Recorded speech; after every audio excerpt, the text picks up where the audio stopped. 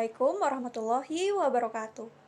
Pada kesempatan kali ini, kelompok kami akan membahas tentang pernikahan beda agama, yang dimana anggota kelompok kami sendiri ada saya, Sipani Palda Rahmadianti, ada Almaida Devita, Kolifatun Nur Hasana, Caroline Eka Prasanti, Nurul Iman Oktaviana, Siti Imalatun Nafia, dan juga Aulia Rizky Ramadan. Pada kesempatan kali ini, kelompok kami akan membahas tentang apa sih itu pernikahan beda agama? Terus ada fenomena apa sih dalam pernikahan beda agama ini? Ada juga aturan hukum apa yang ada untuk pernikahan beda agama ini sendiri. Ada juga aturan hukum secara Islam yang akan kami bahas. Selanjutnya, kami akan membahas studi kasus serta rancangan intervensinya. Fenomena pernikahan beda agama sudah tidak asing lagi untuk kita jumpai. Banyak artis yang melakukan pernikahan beda agama. Contohnya Mikha Tambayong dan suaminya Devan Mahendra. Saking kuatnya komitmen yang mereka pegang, sehingga mereka memutuskan untuk ke jenjang yang lebih serius, yaitu pernikahan. Umumnya, pasangan beda agama akan melakukan pernikahan di luar negeri atau melakukan pernikahan di Indonesia dengan cara mengganti agama mereka secara sementara atau permanen agar pernikahan mereka bisa berlangsung. Pengertian pernikahan sendiri menurut bahasa adalah menggabungkan, mengumpulkan, dan menjodohkan. Untuk Kamus Besar Bahasa Indonesia, pernikahan adalah perjanjian antara laki-laki dan perempuan dalam suatu ikatan resmi atau pernikahan. Kemudian muncullah istilah pernikahan beda agama, yang berarti adalah pernikahan yang dilakukan oleh orang yang berlainan agama atau berbeda keyakinan, seperti pernikahan antara muslim dengan musyrikah dan musyrikah dengan muslim. Lalu bagaimana menurut Undang-Undang dan Hukum? Undang-Undang Nomor 1 Tahun 1974 berisikan 14 bab dan 67 pasal implementasi, yakni Permen Nomor 9 Tahun 1975 mengenai aturan perkawinan dan ikatan lahir batin antara seorang pria dan wanita sebagai suami istri dengan tujuan membentuk rumah tangga atau keluarga yang bahagia dan kekal berdasarkan Tuhanan Yang Maha Esa. Ikatan lahir bermakna bahwa perkawinan adalah ikatan yang dapat dilihat, sedangkan ikatan batin dapat dimaknai satu ikatan yang tidak dapat dilihat namun harus ada, karena tanpa adanya ikatan batin dalam perkawinan maka ikatan lahir dan akan rapuh.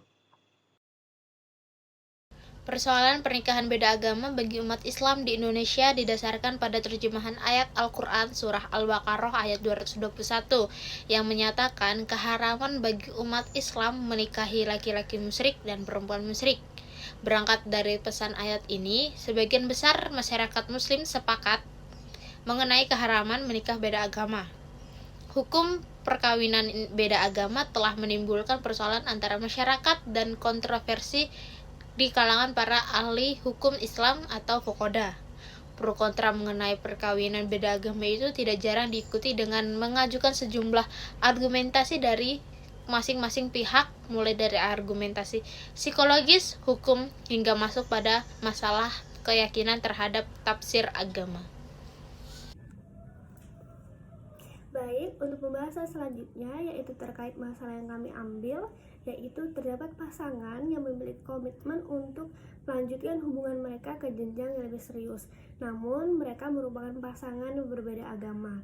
Tetapi di sisi lain, sang laki-laki ini memutuskan untuk mengikuti agama sang perempuan, yaitu calon istrinya.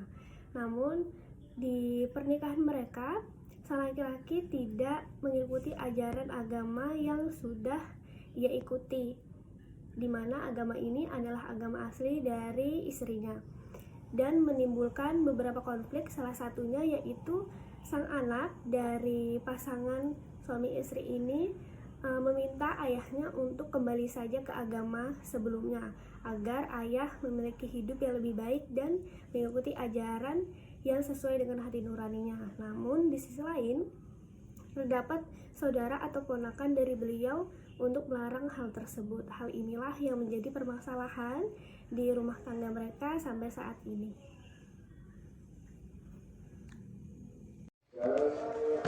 Baik, selanjutnya penutup.